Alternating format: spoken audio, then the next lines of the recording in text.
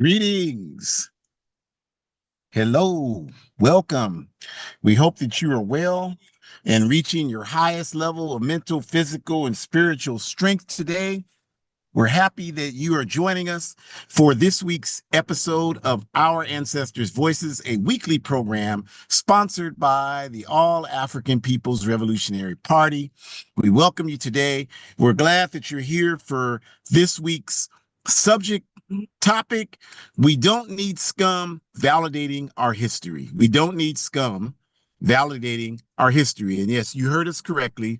There are all of these efforts to completely wipe out the histories of colonized people, of oppressed people, of marginalized people. And these scum that are attempting to do this, they didn't give us our history, so they can't take it away. It's our history, and we claim our history with pride and dignity. And so that's what we're going to talk about today. And if I could be so humble, I'll use myself as a humble example of what we're going to be talking about today. This has been a typical weekend for me, but it's been a very productive weekend. I have an 87-year-old cousin who lives in Richmond, and she's also happens to be my godmother. If you don't know, California, Richmond is a city just north of Oakland and just across the bay from San Francisco. And because I'm from San Francisco, I have quite a few people that, live in the Bay Area still. So this cousin is there, very close to me, as my godmother really helped me grow up. And now that she's in her late 80s, it's my honor to do what I can to make her life easier. So every couple of months, my wife and I drive down there. It's about an hour and a half away from where we are, and we take her to dinner. Her birthday was in December. We had so much going on in December, we weren't able to get down there. So this was her birthday dinner last night. She chooses the restaurant. We went down there, had a great time, got back, and then this morning I wake up, I drive 90 minutes away from where I live to meet with some wonderful people to plan out security for a pro-immigration march that's happening here in Sacramento in 2 weeks. And honored to do that, and honored to play that role with that. And then drove back and drove out here in the opposite direction, in the country where friends are having a Super Bowl party. And that's why I have on my Colin Kaepernick jersey, and I'm sitting in the car because they're inside. And my point of telling you all this is that it's a sincere honor to do this work and to run around like I've run around this weekend. It's a sincere honor to honor the relationships with the elders who made it possible for me to be here and to continue to do the work that fills my spirit with such joy and purpose, and to maintain friendships, because healthy revolutionaries have balanced lives. You don't segregate yourself from everybody and be alone and be miserable and call yourself a revolutionary. That's not a revolutionary. A revolutionary is someone who builds and maintains relationships. So yeah, I have friends, and they know who I am and what I represent. And this is how we build support. But none of that would happen. None of what I just told you would happen if I didn't have a strong sense of who we are historically and what our mission should be here. I wouldn't be sitting out here in the middle of the country worried about my internet talking to you. I would be inside eating all that wonderful food that's in there. But I know my history. And so that's why it's important for us to claim our history and not let other people confuse us as to who we are and what our purpose is for being here on this planet Earth. So we give honor and respect to the indigenous people. They know their history. No matter what these scum say, they know this is their land, and they know they're going to get their lands back. And we know that too. And we give honor and respect to our African ancestors. They know our history. They knew that we would be taken down all these paths of confusion and misinformation, but that at some point we will come back around to understanding that we are African people and Africa is primary to everything that we do. And whatever happens to us will only happen as it relates to what happens to Africa.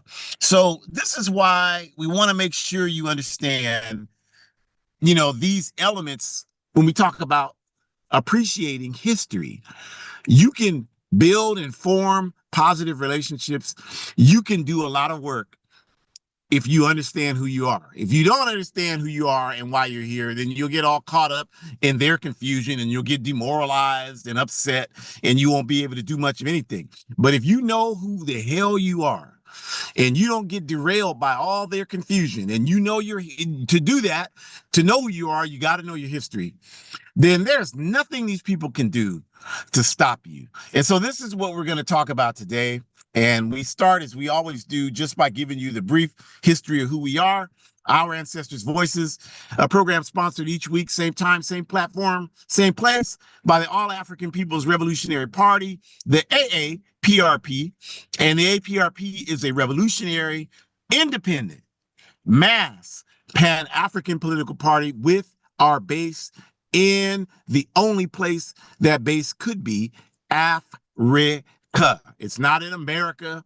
It's not in Canada. It's in the national home for African people everywhere on Earth, Africa. And our objective is we are fighting for Pan-Africanism. We are fighting for one unified socialist Africa as a solution to the problems that we face. And our work to achieve Pan-Africanism, you can get an understanding of it if you study Kwame Nkrumah's Handbook of Revolutionary Warfare, which is displayed on the screen if you're looking at it, as hopefully you are.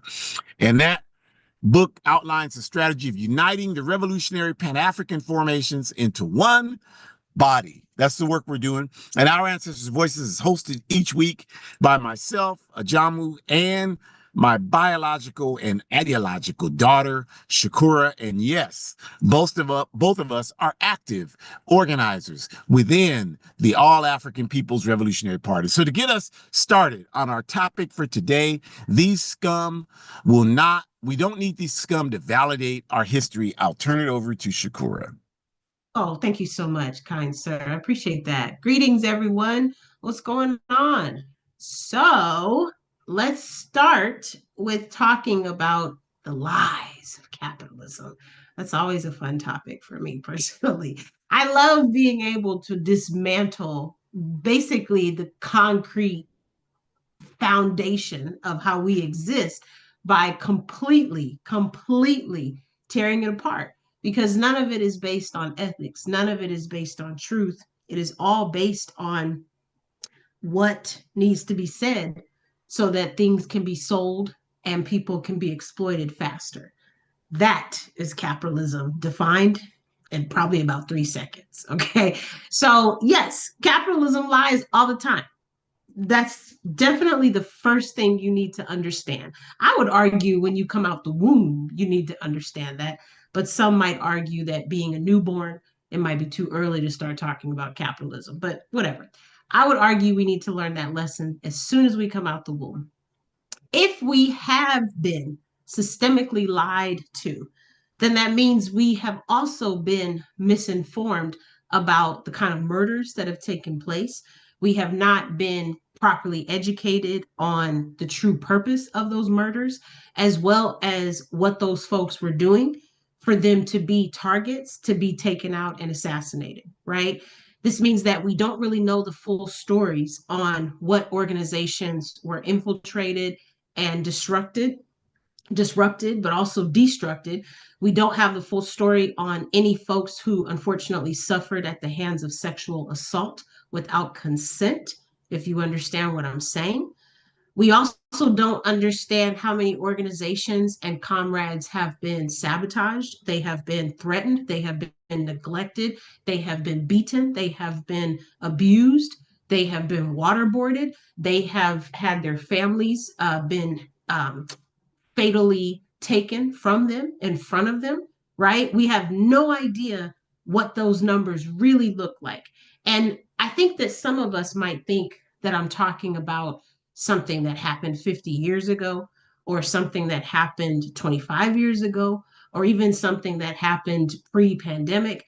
I'm talking about things that are happening right now, comrades, because organizers are being sabotaged as we speak.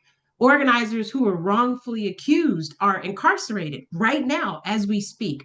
Organizers who have made it very clear that they have sacrificed their life and their love for humanity, they have every understanding that their families have already exhibited the brunt of their decisions. They already understand that certain people are not even walking on this planet anymore because of the roles that they played and the decisions that they made.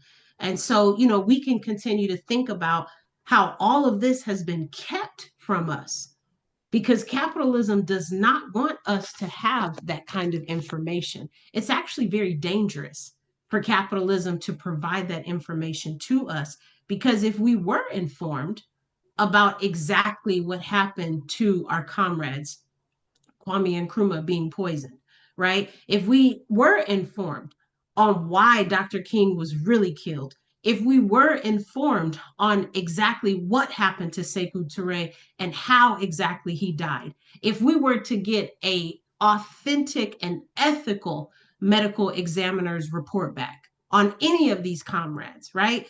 I think we would be in a much better position. Our comrade Aname Pictoire Akwash, we would be in a much better position if we could actually trust what the medical examiner's report said, to know exactly what happened when the cause of death took place, right? But we're not in a position to have that kind of information. We're not in a position to know what really happened with Malcolm X. We're not in a position to really know that those kind of documents are sealed for a reason, because if they really had that information available to us, then we would really understand why the verb scum, and really the noun scum, is so well placed. Because only a scum person would think that it is okay to set someone else on fire. Only a scum person would think it's okay to poison another living person. Only a scum person would sexually violate someone and then take their life. I mean, you have got to be out of your mind to do something like that.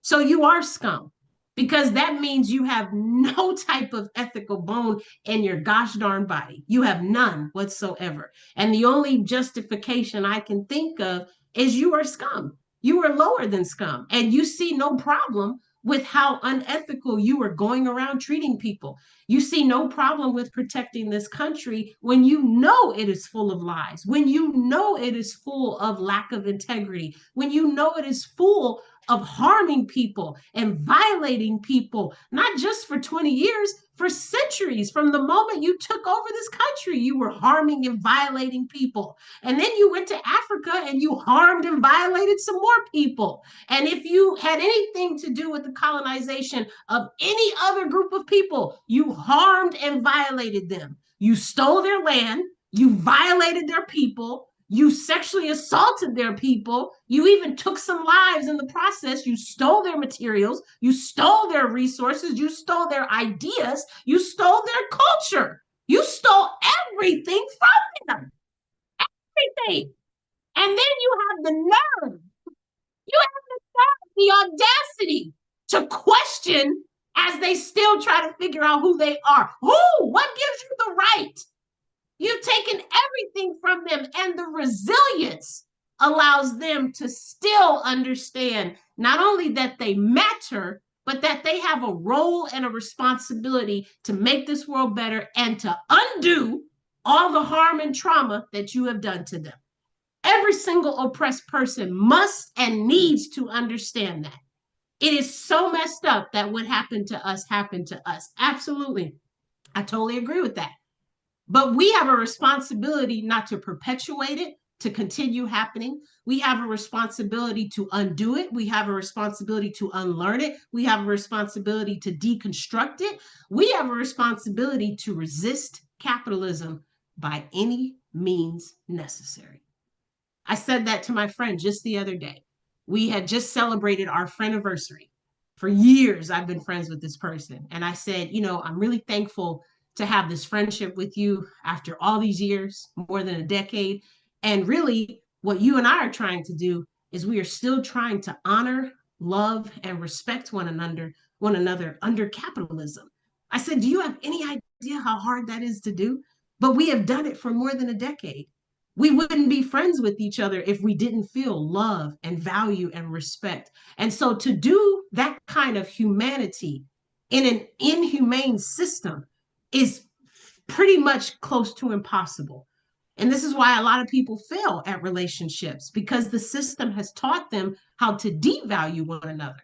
The system has taught them how to disrespect one another because they're not valued enough. So instead, we have to learn how to unlearn those teachings because they have not helped us and they will not help us. You know why? Because they're not designed for us. That's why. It's very simple. They're not designed for us. They were never designed for us. This whole country is not designed for us. That's why we always make the recommendation that you should increase your political education, because the more information you access, the more information that has been kept from you by purpose, the more information that you reveal for yourself, the more information that you discuss with other like-minded people, because you are in an organization that is working for justice, or maybe you are starting an organization that is working for justice. Either way, you're going to start to learn so many nuggets, that are only going to help build up how much you think you know, but you really don't know. There is a saying, the more you know, the less you know. Oh my God, it is so true. It is so true. And that's where humility comes into play.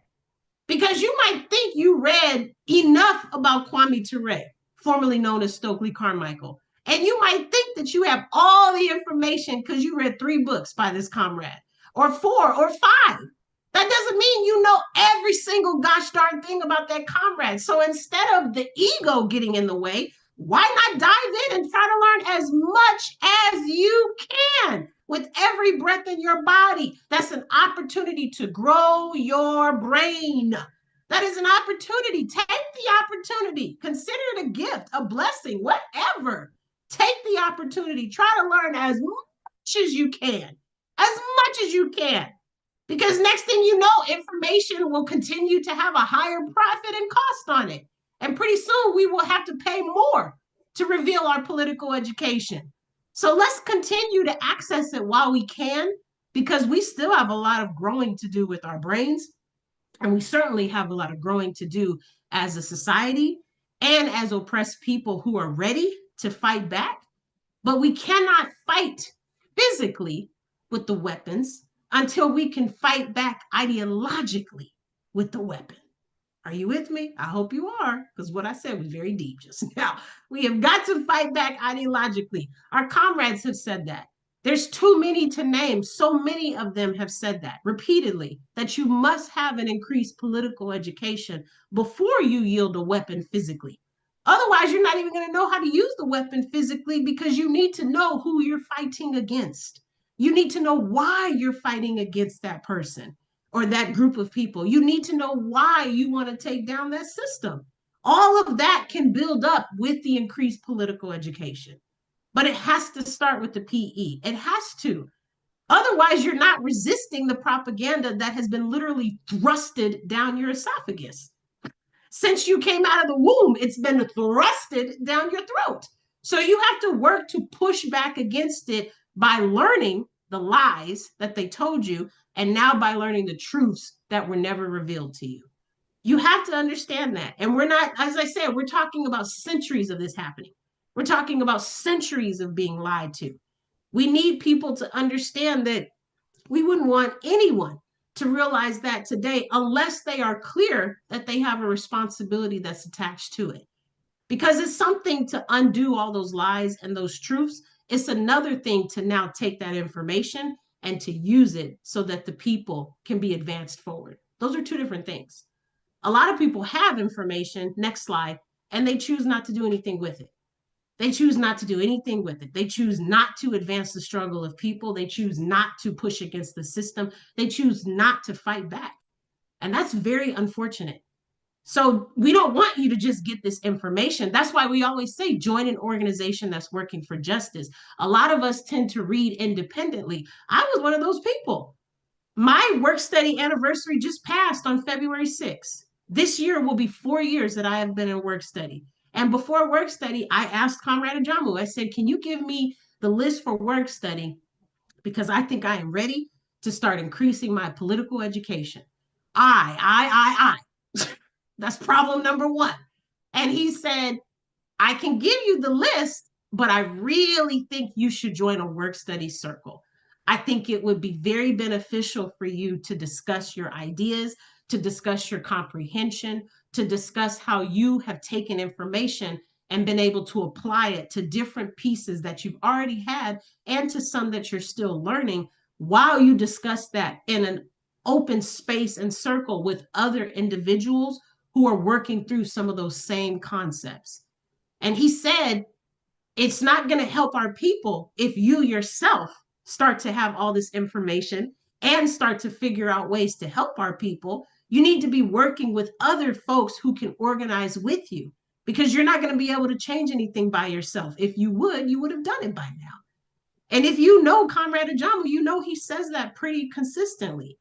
And that was actually the first time I really heard him 4 years ago, February 3rd, because the next meeting would have been the 6th. And I said to myself, you're right. I think I just want to make sure I can commit to this, but I think I'm ready to join work study. That was 4 years ago. And I promise you, my dissertation would be weak as hell without work study. I'm telling you right now, my dissertation is going to blow everybody out the water because I am thankful that the ancestors have chosen to write down the nuggets that we need to free and advance our people. I'm thankful that I am humble enough to understand that I don't know everything. And I pray to God that I can die learning as much as I can. I pray, may God be my witness with that. So as we continue to think more about that, this is where that starts to really come into play. Because if you do nothing but lie to people and you hide the truth from them as a system, then that means your humanity is not humane. That's what that means. You don't even see a problem with keeping the truth from people. How could you be humane? You don't even know how to define that. You don't even know what it means to be humane. That would never even cross your mind to do something like that. I saw the nicest humane ethic principle that I saw today that I had not seen in a long time. I was out taking a walk and I saw that this person was pulling their dog and their dog had gotten free from the leash. It was a very busy street. There were cars that were zooming by. And I was so worried. I didn't want anything to happen to the dog because thankfully I am still in tune with my humanity. Okay. So I was very worried about the dog and I started walking faster because I wanted to check and see if this person needed help getting the dog to stay where they were while they got the harness and the leash back on the collar. And then we snapped it into place and all that stuff. So before I could get to the person to help, this car was driving by and I saw them slow down. And I was like, oh, they're slowing down in case the dog darts. They don't want to hit the dog. That's nice. And I looked down and I looked up again. The car had pulled over. The driver had got out and was like, do you need any help? And starts distracting the dog so the person can pull the harness over the dog's neck. It was such a beautiful sight. And we don't see enough of that because humanity is dead and we need to resuscitate it. We need to resuscitate it. We need to give it CPR and we need to tap in to being kind and acknowledging of one another. I passed the shelterless couple just the other day. I had nothing to give them, no water, no money, no nothing. But you know what I did give them? I smiled and I gave them a head nod because I wanted them to know that I saw them. I am empty physically, but internally and emotionally, I see you. And I'm hoping that this society can rot so that you can have a better way out the next time. You know what I'm saying? And so this is where all of that starts to come into play. And so we've got to tap back into that humanity. And that means we can't rely on systems of oppression to teach us that.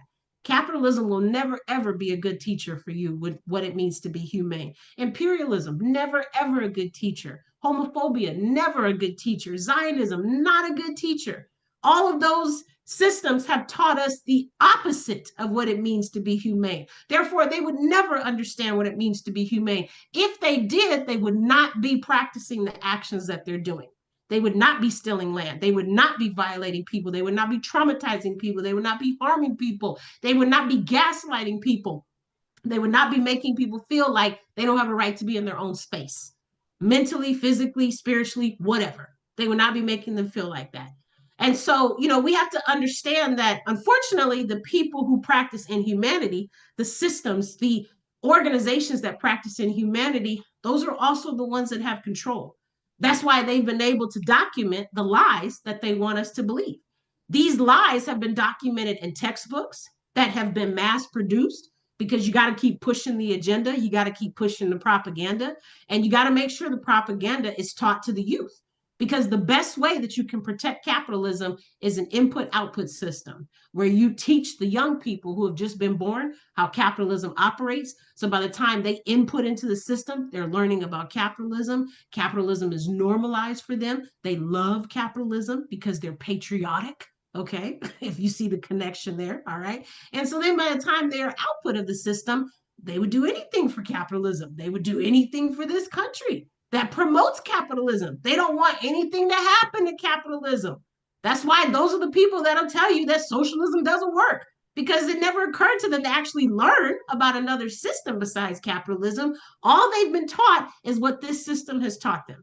And this system would never teach them another outcome economic system, because that would be too much like right, where you're actually giving people the ability to think for themselves. No, no, no, no, no. Can't have that.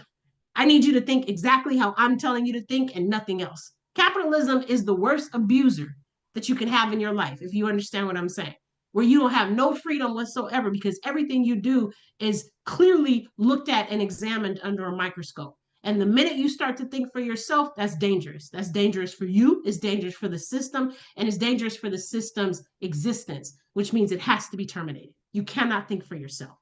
So this is where we start to kind of understand that.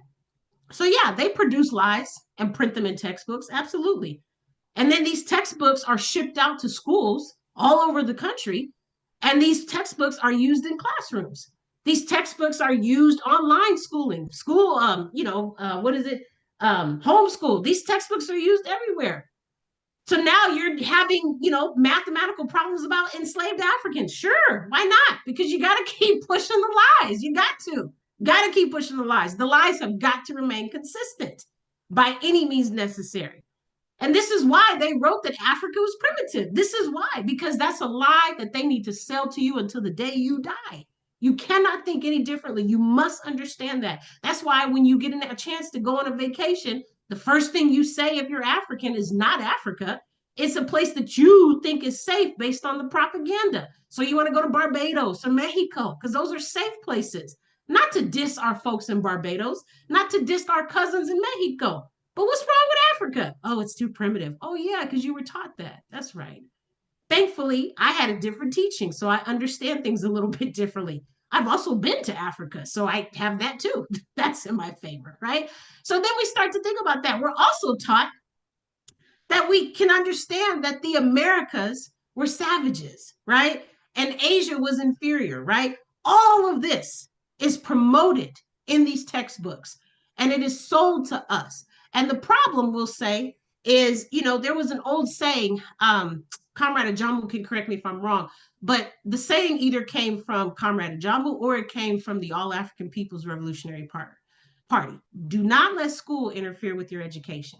We say that because we do not want the teachings that you're receiving to block the political education that you so desperately need.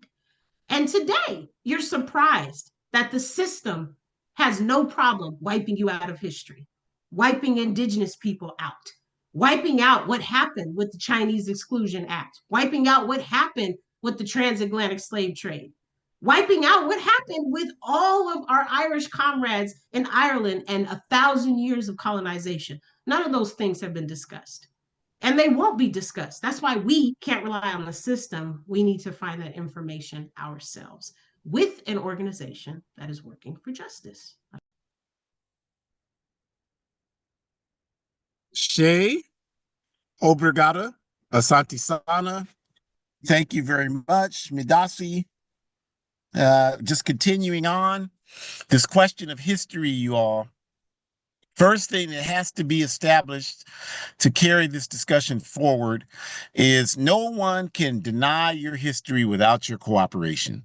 Nobody can distort your history without you agreeing to allow it to be distorted. It's just not possible. There's nothing that anyone can do to defame you unless you, on some level, allow that to happen. And that's exactly what we do. We allow ourselves to have our history distorted because we don't have enough dignity. We don't have enough real concrete pride in our experience to claim our history, which means studying it so we understand it. So, because if once we understand it, it becomes very difficult for anyone to distort it because now you're equipped to defend your history. But we don't know our history. You know, look at us today. Look at us as African people, first and foremost. We're running around here talking about we're Americans. That's not our history. We were kidnapped and brought to this hemisphere. How the hell does that make us uh, identity, our identity? How the hell does that tie our identity to this hemisphere? It's like someone kidnaps you off the street, and because they hold you for a while, you develop that Stockholm syndrome and you begin to see yourself as having a relationship with your kidnapper. That's what that is, because we don't know who we are. And the same with indigenous people. They identify with this system. And, we do everything this system wants us to do. We join its military. We fight for it, for its interests. And our people get nothing. And we continue to perpetuate. We are definitely a part of the problem. We continue to perpetuate this defilement of who we are. So it cannot happen without our cooperation. And what we need to ask is how many of us have even read one book about our history? Now, a lot of people on here have probably done that, but you got to look beyond that. You got to look at your family, your friends, your coworkers. And then if you broaden it to that extent, then not even 10% of the people you know have read one book about history. I don't even know you, and I know that's true. And you know it's true. So this is the problem, because what we're doing with that is we're putting in place the conditions where they can say anything they want about us. They can create any kind of lies they want in their curriculum about us. And we don't have the tools to properly combat it. We don't have any tools to do that. And so eventually we just begin to accept it. And that's what you see happening. We don't have the tools to do it, and we just accept it because we're not studying it ourselves. I mean, how many of us work to defend the integrity of our history? Most of us don't do that. When someone says something backward about our history, we don't say anything. Oh, I don't want to start a fight. The fight's already started. What you're trying to do is defend. It's like somebody walking up to you and slapping the hell out of you, and you saying, well, I don't want to start a fight, so I'll just let them slap the hell. That's what you're doing when you take that cowardly stance. It's our responsibility to be the caretakers of our history. We owe that to our ancestors and to our future generations. So that's going to require us to develop some courage, you all, and to stand up for what's right and stop being such poot butts here today, because that's what a lot of us are. It's nothing but poot butts. And if we know nothing, then we do nothing. So if we don't know our history, then we'll accept whatever anybody says without our history, right? Like I was talking to some institutionally educated Africans. I'm talking about people who have degrees and advanced degrees within the capitalist system. And I do. So I'm not, criticizing them. I'm just saying that the difference between me and them is they think that that's enough and that they know everything they need to know because the master's institutions have educated them. Whereas I understand the master's institution, that education is just a prop for me to be able to get people's attention. The real education that I have came within the work study circle, cadre circle process of the All African People's Revolutionary Party. I'm not 1 inch confused about any of that. So I'm talking to these people, And they told me, well, we weren't allowed. They were using this language. We weren't, as African people, we were not allowed to do this. And there were indigenous people there. So they were saying the same thing. We weren't allowed to do this. We didn't get this. They didn't let us do this. This is what they were saying. And I'm like, y'all are, this is so backwards, right? We have never not been allowed to do what we needed to do. We have always fought back. And the book that you see on this page is a clear example of that. The History of Pan-African Revolt. C.L.R. James. You should study that book. He talks about over 300 slave revolts in the Western Hemisphere. This is why slavery ended, because it became untenable because of the revolts. That's what made it. Yeah, it was certainly the desire on the part of the Northern capitalists to industrialize, but the writing was on the wall that with that happening, the push towards industrialization and the inability to control our people, that it became clear that slavery was not only to the most diehard racists in the South, but most everybody, even a lot of people in the South, begin to realize, like, this is not sustainable here. But if you don't know the history, you don't know that. You think that they gave us something when slavery ended. You think that it would have never happened unless they would have cooperated. And you have that kind of backward slave approach to it. We've always fought back. And if you don't know that, you will think that it's weird to fight back, or that you're the problem by fighting back. You'll believe all these backward narratives if you don't know the history. When in reality, it's your human dignity. You should always fight back. This shouldn't even be in question. You should always fight back. So this question of claiming our history, and Frantz Fanon's statement there, each generation has its mission. Its task is to either fulfill or betray that mission. And if you don't know your history, there's no way in hell you can know your mission. You'll accept any mission. I think Shakur had mentioned the saying of "Don't let school interfere with your education." That was Comrade Brother Zizwe Mtafutu Kweli, who taught me that years and years ago. And he also used to say, when he was speaking to large audiences, if you don't know your history, one time we were in an auditorium somewhere and it was filled with all these young Africans. And he told them, if you don't know your history, they'll come in here and tell you that your identity is Afro Auditorium and you'll believe it. And of course, everybody laughed, but they got the message, right? That you don't know your history, like they'll tell you anything and you don't have anything to combat it. That's what you'll accept. And so that's why it's so important to understand it. This is what Fanon is talking about. The people who betray the mission never know our history. There's some people that know the history and make a conscious decision to be sellouts. But for the most part, we're talking about folks who don't know our history, that think that we don't really have a history, that we're Americans. And our history only is the only thing that matters in our history is the time we spent under colonialism or slavery, that we're British or we're French or we're Portuguese or we're Americans.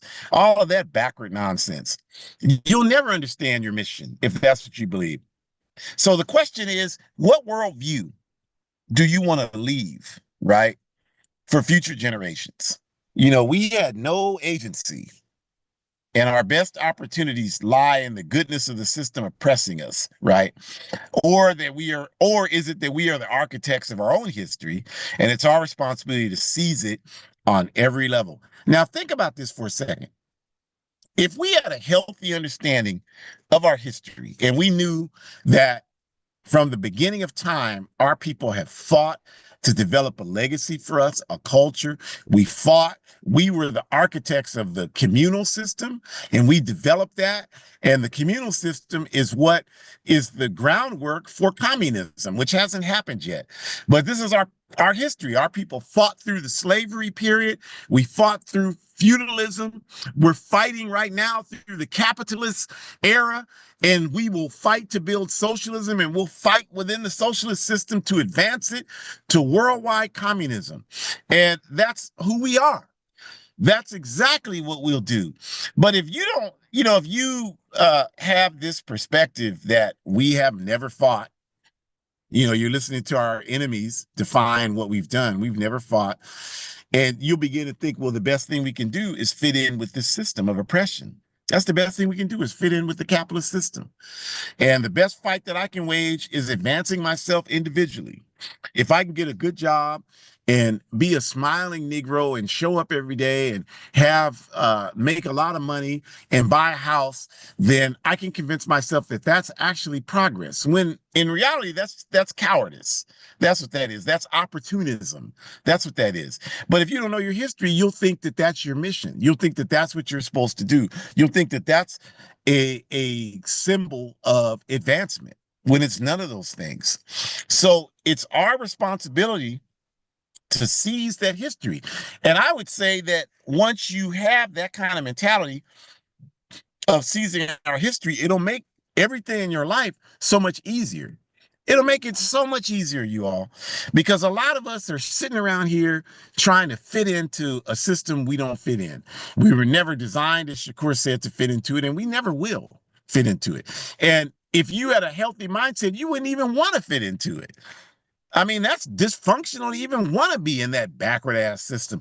So what a healthy mindset and understanding of history would give you is a desire to develop an independent analysis of the world, because you understand the analysis is being provided to you is not us. So you have to create an independent analysis that's not tied into this backward capitalist analysis. And once you do that, it changes how you see yourself. It changes how you see everything around you. It changes how you see the world, and it certainly changes how people see you, and it changes how people interact with you. When you are a proud African, when you're a proud indigenous person, when you're a proud LGBTQ, when you're a proud woman, etc., it changes how people interact with you. I don't have a lot of these I don't have any disrespectful interactions. I don't have a lot of these disrespectful interactions with people the way a lot of you all do. And that's nothing except how you carry yourself in contrast to how I carry myself. The people I did a workshop for a couple of weeks ago said that the Nazis infiltrated the workshop, and the Nazis posted on their streams like that, wow, he was so intelligent, we can't disagree with anything he said. And I said in the workshop, I know there's white supremacists in here, and I don't give a damn if you're here, because Kwame Ture said, get the enemies to work for the revolution. And we're stronger than you. I said that to their face. We're stronger than you. There's no way you're going to be able to defeat what we're doing. You can't do it. You haven't been through what we've been through. You're not going to be able to do it. I can exist in your world and function as I have my whole life as well, if not better. And it has been better than the overwhelming majority of European people. That's an absolute irrefutable fact, what I just said. By the same token, these people couldn't last 30 minutes in the environment I grew up in. And I tell them this all the time. And I tell them, I know that, you know that, and you know that I know that. And that's it. That's it. So why is that? It's because I know who the hell I am. And I know whose shoulders I stand on. I know what they went through to get me where I am right now. And I'm not going to let anybody take that away. You got to kill me to take that away from me. I'm never going to compromise that and sacrifice that and allow that to be disrespected. You have to take me off this earth to do that. And the minute you start developing that kind of understanding of who you are, you'll have a whole lot less problems with people. I guarantee you that, because they can feel that energy in you. And they don't want to mess with you because they know it's not going to be no pushover. Bullies don't ever go and mess with people. They know they're going to beat them the hell down. They don't do that. They know how to identify people who are going to bow down and lose their identity and dignity and all that. They know how to do all that. And so that's what they do. So it's very, very, very, very important that we understand all of these things and that we approach history from this perspective. We have to do that. And our history books, let's talk about the scum first. These capitalist elements that want to deny our history. These people, if you're interested, if you go to a betterworld.me, my blog, I wrote an article a week or so ago and posted it there about diversity, equity, and inclusion. And I'm not advocating that. Like that's I'm not we don't need to integrate further into this capitalist system. That's not that's a the whole DEI thing was to undercut independent revolutionary struggle. That's what that was all about. And I understand that because I know the history. But I am saying that the article I wrote talked about how there's no way I would have been able to go to college without programs like equal opportunity program, student affirmative action. And all I needed from those, I had the academics together. I figured out a way to get my life together and do that in community college, but I didn't have any money. My parents didn't have any money. So those programs gave me grants that allowed me to go to the university level and get a bachelor's degree. Now, by the time I got my master's degree, I paid for all of that out of my pocket. But the point I'm making to you is that people will say when I tell them that story, some of the people commented, well, you had the ability, you just had to carry it out to make it the way you have, whatever the hell that means. And I told people, no, I mean, you can have someone that doesn't know how to drive, that's never driven before, has fear of it because they don't understand how to drive. You can give them a car and car keys, and you can point them where they need to go. It's still going to be a massive struggle for them to get there safely. And most people won't be able to do it because they just don't know how.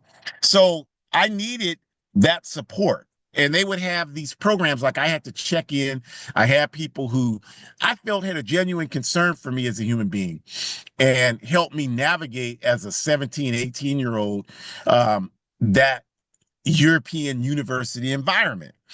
And that was overwhelmingly beneficial to me. And these people helped me introduce me to the cultural studies programs that proliferated my political consciousness and led me into becoming who I am today. And not all those people who did that were Africans. A lot of them were indigenous people that did that. So this is what we're talking to you about, because that's the whole point of it. And then, the people said, well, you were given this financial aid and you were given some. I'm like, nobody gave me a damn thing, because I make all kind of good money today because I have great skills. And because of that, I've paid back that little financial aid that I got 25, 30 times over. And in terms of the taxes that I pay a ton of taxes. And I don't mind paying taxes because I know that building a society, maintaining it, is part of my responsibility. And I'm honored to have that ability to make that contribution. I'm not selfish. But my point is that I know the history. So I'm not confused about any of that. And no one's going to be able to step in and make me confused about any of that. So you got to build that within yourselves. And the way you do that, first, number one, is stop worrying about what these bottom shoe scum have to say about us. Stop acting like your whole mission in life is to validate yourself to a bunch of scum. What a sick position to be in. What a sick position. Like, stop doing that. And the way you do that is, first, as you delve into our history, you realize there's nothing these people can do for you. So when they come to you, like I went to the town this morning to meet with the people to plan the security for this march, pro-immigration march coming up. And I'm sitting there like I'm clearly the only African for miles, right, in this place. And the man comes out, I'm sitting on my hood of my car because I'm waiting for the people I'm going to meet with in this cafe. So the man comes up and did you need help? And a lot of you, if that happened, you'd be like, oh, no, I'm fine. Thank you for the hell with that. I know what's underneath that. He's not anybody sitting there going to ask them that. He's asking me that. I'm not confused about that. If you want to be confused about it, that's your goddamn problem. I'm not going to play these damn games with these people. So I said, did I ask you for any help? Well, no, I just figured you needed help. I'm like, no, you the one that needs help. You go on and get the help you need. I don't need anything from you. And you might think that that's rude, but what I'm trying to do with my life is establish you're going to respect our people. All right. Don't be trying to police me because you don't think I'm supposed to be where I'm supposed to be. I know what's behind that shit. I'm not stupid. I know exactly what's going on. I've been here 63 years. I know what this country's about. You ain't, if I was an old white woman sitting there, just sitting on my car waiting, he's not going to ask me that. If I'm a young European or whatever, he's not going to come at me the same way. He's trying to figure out, do I have any legitimate reason in his mind to be there that justifies in his mind to be there, because his role is to police me. That's how he said, I know what's going on there. But when you have a healthy sense of who you are, you won't let people do that to you. And he just left. People leave me the hell alone. Like, don't talk to me. I don't need you. I'm not gonna ask you for nothing. Don't talk to me. Don't say anything to me. Get your Trump ass on in there, or whatever, Harris ass, whatever your ass is. Get it the hell away from me and get it in there. I have nothing I need to talk to you about. That's the kind of mentality that we need, you all. And if that sounds really weird to you, then you're part of the problem. Because you letting all these people run over you with all this bullshit. And we need to learn how to recognize that we're a proud people. And we don't have to take all that disrespect. And as many of us that keep taking it, it makes it harder for us that don't want to take it. Right? So instead of doing that, focus on working to bring us together, to build our capacity, to overrun whatever these people want to do against us. And of course, one of the most effective ways to do that is, again, you got to be knowledgeable. You got to have information. You got to be informed. You got to do work. And you can't just do that individually. How's that working out? You can't do that. You have to study, and you've got to get involved with people, and you got to stop making excuses for why you're not doing it. I mean, there's all kind of excuses you can make. I told you everything that I've done this weekend. That's a typical weekend for me. And that's a typical day for me. I can do a whole lot of stuff. I'm not going to sit around and make excuses for why I'm not doing anything. It's a damn shame. That's pitiful to do that. All you have to do is take yourself outside, go somewhere where people are, take some literature. You can write up something that says, we want a better world, and put a picture of the planet Earth on it and say, are you interested in a better world? Let's work together. That's all you got to do. It's all you got to, anybody can do that. And print up 20, 30 of those, go to a park, go somewhere and see people and just say, hey, how you doing? I'm just wondering how you feel about the world today. Well, I think it's messed up. Here, take this. I think we should get together and do something about it. Well, what do you want to do? Well, the first thing I want to do is develop a study group so we can come to understand what these problems are and talk about ways that we could try to figure out how to address it, work with other people who are already doing that kind of stuff. And then we can take what we're studying and go out and do some work around it. Yeah, you'll talk to 30 people and maybe 2 or 3 of them will want to do something. That's how that process works. That's a victory, you all, if you do that. But you'll never get to that point. And if you do that, you'll begin to see the work coming to fruition. But if all you do is sit in your house and talk about what needs to happen, or talk to people about what you want to see happen, I mean, that's just a waste of time after a while. It's just intellectual masturbation. That's all it is. So do that. I just gave you the framework to make it happen. You don't need anything else. You don't know these people. They can't hurt you. They're not going to knock you out for initiating this type of conversation with them. They're not going to pull a gun out and shoot you. And if you're not willing to do that, they probably should pull out a gun and shoot you. So you're not serving any damn purpose. But they're not going to do that. You're going to help them realize their full potential while you're out here trying to realize yours. And that helps all of us. And then once you get in your group and you start studying this stuff, like Shakur said, and I'm a living example of it as well, and all of us are, once you start gaining this understanding of who you are, there's not going to be a force on earth that's going to be able to stop you. There's nothing you're going to be afraid of. The reason why you're afraid now is because you don't know a damn thing. Once you begin to understand all of this stuff, there's nothing that's going to make you afraid. There's only one thing that I'm afraid of. And the one thing I'm afraid of scares the hell out of me. And that one thing is that I do not do what the ancestors put me here to do. The idea that I disappoint their vision for my role in this life scares the hell out of me. And that's my motivation, to try to be the best person I can be. But that's only because I know my history. I know what they went through. I know what they went through at home in Africa. I know how they tried to defend and protect us. I know this. I've studied it. I understand it. I know about the Labodi people in Ghana, for example, who fought the British so hard, the British left. They left them the hell alone. They're like, these people keep kicking our asses. We can't do that. I know they stood up for us. I know they fought for us. I know what they did in the Middle Passage. I know they fought so that we could survive. I know that women sacrificed their minds and their bodies so that I could be here today. I know that my people on the plantation took the whip so that I could be here today. Took their escaped, ran with their feet and escaped the slave plantation. And when they got caught, they got their feet cut off and they still tried to hobble and escape. I know this.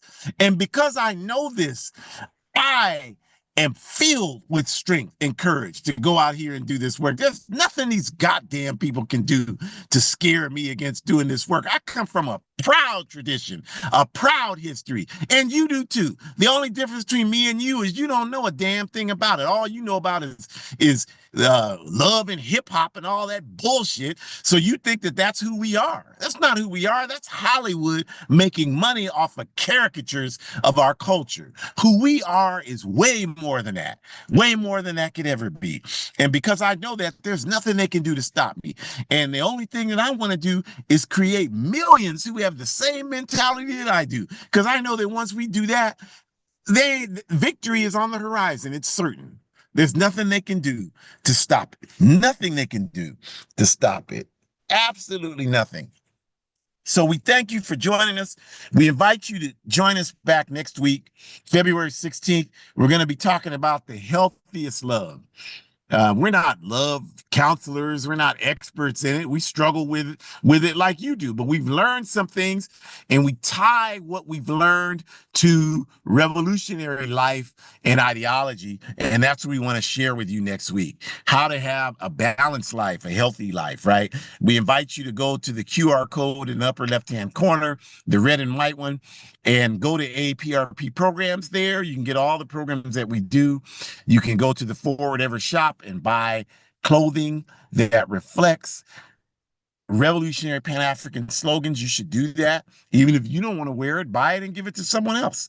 Support our organization and our organizational work, right? And you can go to hoodcommunist.org there. They posted an article I wrote, and I have another article I'm going to get out to them, and there are wonderful articles from everybody on there, so support that. And I mentioned a betterworld.me has the article I did on DEI, if that's of interest to you.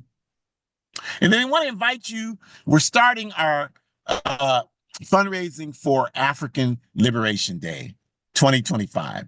We commemorate African Liberation Day as a revolutionary independent institution all over the African world. And so we collect funds. The African Liberation Days we have in the Western Hemisphere, we fund those ourselves. But we do collect money for all of the commemorations that take place at home in Africa, all over Africa, Guinea-Bissau, Guinea-Conakry,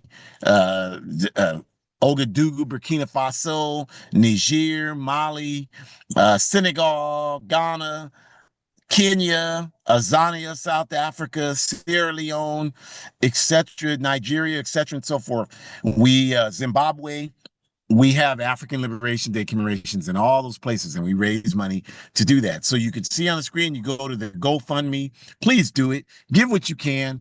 Even if it's $5, please contribute today to African Liberation Day 2025. There's the link there. What you do is you go to GoFundMe, and then when you go to GoFundMe, you can either copy that link there, or you can, and type in Together for Africa's Future and Dignity. Together for Africa's Future and Dignity at GoFundMe. And that's how you find our fundraising page. Please do that today and contribute. And we ask you to join the All African People's Revolutionary Party at aaprp-intl.org. You can watch the orientation video. Please do that. The bottom right QR code, support Burkina Books, one of the projects in Burkina Faso, become a monthly sponsor for that. And finally, we ask you to support my book, A Guide for Organizing Defense Against White Supremacist, Patriarchal, and Fascist Violence. I was interviewed by The Nation magazine Friday, and the guy was actually a lot better than I thought he was going to be. And he was really interested in the book. He actually had an interest in independent revolutionary organizing. I didn't expect it. I thought he'd be everything would be electoral politics. And, I'd have to tell him that that's not the only thing happening in the world, but he was very interested. So I'm hoping that helps. All the proceeds from that go to our anti-fascist work. I told you we're organizing security for the pro-immigration march. Fascists tend to show up at that, and we want to be prepared. So, we need funds, we need radios, we need other things to do this work. And I use all the funds from the little $8 a copy I get from this book to do that. You can only buy it on Amazon, but please do that and support that work. Get involved, you all. We've laid out the blueprint. The ball is in your court. You're either gonna fulfill your mission, as Frantz Fanon said, or you're gonna betray it. Don't be that person. Don't betray it. Have a great rest of your evening. Forward ever, backwards never. Stay strong.